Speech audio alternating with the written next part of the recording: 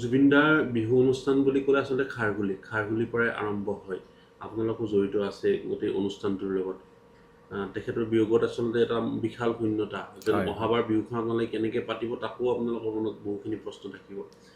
কওকচোন যে জুবিনদাই কিমানমান চনৰ পৰা ইয়াত আপোনালোকৰ অনুষ্ঠান পৰিৱেশন কৰি আহিছিলে জুবিনদা আজি আমাৰ মাজত নাই আমি দুখিত তেওঁৰ আত্মাই শান্তি পাওক আমি খাৰগুলি ৰঙালী বিহু লগতে দীপজ্যোতি সংঘৰ হৈ তেখেতক শ্ৰদ্ধাঞ্জলি আমি দিছোঁ আৰু জুবিনদাই প্ৰত্যেক বছৰে খাৰগুলিৰ পৰাই বিহুৰ অনুষ্ঠান আৰম্ভ কৰিছিল আৰু তেওঁ কৈছিলে যে মই যেতিয়ালৈ জীয়াই থাকিম মই ইয়াৰ পৰাই আৰম্ভ কৰিম আৰু কৈছিলে যে মই ইয়াৰ লোকেল কণী তাৰপিছত এই বছৰো আমি তেওঁক ঠিক কৰিছিলোঁ ঠিক ঠাক হৈছিলে আৰু আমাৰ পৰা একচুৱেলি তেওঁ ইমান টকা দাবী নকৰে কোনো ধৰণৰ মানে পইচা পাতিৰ কথা নাই তেওঁ আহিব আৰম্ভণি কৰিবই আৰু এনেও আহে তেওঁ যদি বেলেগৰ পৰা প্ৰগ্ৰেম কৰি আহে আমাৰ তাত আহি সোমাই যায় মানে আগে পিছেও সোমাই যায় আৰু প্ৰথম জুবিনদা 91, 92 এনেকুৱা চনত আমাৰ দাদাহঁতে যেতিয়া বহাগী বিদায় পাতিছিলে ইয়াৰ পৰা ষ্টেজ শ্ব' আৰম্ভ কৰিছিল মাত্ৰ 1500 টকা লৈছিল তেওঁ বনকৰ নগৰত আছিলে মোমাইকৰ ঘৰত তাৰ পৰা আহি আমাৰ ইয়াত বিহু অনুষ্ঠান পৰিৱেশন কৰিছিল প্ৰথম তেতিয়া তেখেত সৰু আমিও সৰু এতিয়া যিহেতু জুবিনদা নাই আমি তেখেতৰ বিষয়ে আৰু কৈতো লাভ নাই এবাৰ মাতিছিলোঁ আমি চব ঠিক ঠাক কৰিছিলোঁ আয়োজন জুবলি আৰু জুবিনদা একেলগে আমি গোৱাম বুলি এবাৰ ঠিক ঠাক কৰিছিলোঁ কিন্তু আমাৰ দুৰ্ভাগ্য অসমৰ দুৰ্ভাগ্য যে তেওঁ আমাৰ মাজত নাই তথাপিও এটা কথা ক'ম জুবিনদা যিটো ঘৰ ইয়াতে বনোৱা গৈছে সেই মাটিটো আমিয়ে দিয়া তেখেতক আৰু বৰ্তমান কনষ্ট্ৰাকশ্যন চলি আছে এইটো আমাৰ বন্ধু এজনে কৰি আছে যিহেতু আমি খাৰগুলি ৰঙালী বিহু হৈ তেখেতক শ্ৰদ্ধাঞ্জলিও জনাইছোঁ তেখেতৰ ঘৰতো গৈছোঁ আমি আৰু তেখেতৰ হৈ আমি কি কৰিম কি নকৰিম সেইটোতো আমি ক'ব পৰা নাই কিন্তু এইবাৰ আমি মজ পাউলি চাওঁ আমি এটা আলোচনা কৰি আছোঁ বিহু পাতোঁ নাপাতোঁ এনেকুৱা হৈ আছে ৰাইজে কি কয় তাৰ ওপৰতে চব নিৰ্ভৰ কৰিব কিন্তু জুবিনদাই যে প্ৰথম আমাৰ ইয়াতে ষ্টেজ শ্ব' কৰিছিলে সেইটো সত্য কথা আৰু তেওঁ কৈছিলোঁ যে জীয়াই থকালৈ ইয়াতে গাম ইয়াতে থাকিম এই ঘৰত নদী চাই চাই মই গান লিখিম গান গাম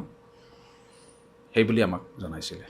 ধন্যবাদ আপোনালোকৰ কিমানমান পইচা লৈছিলে জুবিনদাই অন্তিমবাৰৰ মঞ্চত পৰিৱেশন কৰোঁতে আমাৰ পৰা কিমান ল'ব 5 লাখ 5.5 লাখ এনেকুৱাই হয় তথাপি আমাক উল্টা পইচা দিও যায় মানে তেখেতক যিটো মাননি দিয়া যায় তাৰপিছত আমাক আকৌ বিহু তেওঁতো সদস্য হয় তেওঁ আমাৰ বিহুৰ সদস্য হয় খাৰগুলি বিহু ৰঙালী বিহুৰ তেখেতে আমাক আকৌ 50,000 টকা দি যায় সেইটোৱে কথা ধৰাবন্ধা নাই তেওঁক যদি আমি পইচা দাদা নাই এই 3 লাখ টকা লওক তথাপিও তেওঁ একো নকয় পিছত আমি দি দিওঁ মিলাই পেলাই সেই পইচাবিলাক আপোনালোকে চেকত লৈছিলে নে বোলে কেছ দিয়া হৈছিলে মানে সিদ্ধাৰ্থৰ কথাটো দিব গৈছে সিদ্ধাৰ্থই যিহেতুকে বহুখিনি তেখেতৰ লগত আমি চেকতো দিছোঁ কেছতো দিছোঁ আমি চেক কেছ চব মিলাই দিছোঁ আমাৰ তেজাৰাৰে ভালকৈ গম পাব মই তেজাৰা নহয় বিহু কালচাৰ ছেক্ৰেটাৰী হয় মই সেইটোৱে মানে সিদ্ধাৰ্থৰ যিটো সন্দেহজনক এতিয়া মানে কথাবিলাক হয় আপোনালোকে যেতিয়া অনুষ্ঠানসমূহত মাতিছিলে হয় তেতিয়া কিবা ধৰা মনত আছে নেকি তেনেকুৱা কিবা ধৰা পৰিছিল নাই ইমান ভিৰ থাকে আৰু মানে ইমান মানুহৰ ভিৰ বা তেওঁ যিটো আমাৰ লগত লেনদেন চব ঠিকে আছিলে সিদ্ধাৰ্থতো এনেকুৱা লগা নাই যে কিবা এনেকুৱা কৰিছে কিন্তু পিছত এতিয়াহে গম পাওঁ যে হোটেল আছে কিবা আছে ক'ৰবাত আছে জুবিনদা তাত পইচাই নাই ইমান 40,000 গান গালে 1 টকাও নাই এনেকুৱাতো হ'ব নোৱাৰে ঘৰ আধৰুৱা হৈ আছে সেই পইচাবিলাক ক'ত গ'ল কোনোবাইতো ল'ব লাগিব ন পইচাখিনি ক'ৰবাততো যাব লাগিব তেওঁ পইচাটো আৰু চবকে এনেকৈ বিলাই নাযায় যে দুখীয়া মানুহক চবকে বিলায় ইয়াতে খাৰগুলিত প্ৰগ্ৰেম কৰি অহা জুবিনদা আহে বুলি গম পালে গোটেই মানুহ লাইন পাতি থাকে দুখীয়া মানুহক চবকে পইচা দিয়ে মুঠতে তেওঁ প্ৰগ্ৰেম কৰি আহি 1-1.5 লাখ টকাটো বিলায় চব দুখীয়া মানুহ ল'ৰা ছোৱালী বুঢ়ী চবকে বিলাই মেলি যি বাচে বাকীখিনি সিদ্ধাৰ্থহঁতে মেনেজাৰে ঠিক কৰিব জুবিনদাইতো অলপ পইচা লয় চাগে যে নহ'লে কেনেকৈ বিলাব তেওঁ সেইটোৱে বাকীখিনি পইচা ধৰক সিদ্ধাৰ্থহঁতে লৈ পেলাই কি কৰিছে কি নাই সেইটো চলি আছে SITৰ জেৰা চলি আছে ওলাব নিশ্চয় ওলাব বহুকেইখন বিহু কমিটিকো এই মুহূৰ্তত SIT মাতিছে আপোনালোকক কিবা তেনেকুৱা কৈছে নেকি আমাক বৰ্তমান কোৱা নাই ক'লে আমি যাম আমি নিশ্চয় যাম আপুনি বিচৰা বাতৰি পাব কেৱল নিউজ 18 এপত নিউজ 18 এপ ডাউনলোড কৰিবলৈ স্ক্যান কৰক এই QR কোড গুগল প্লে ষ্টৰতো পাব এই নিউজ 18 এপ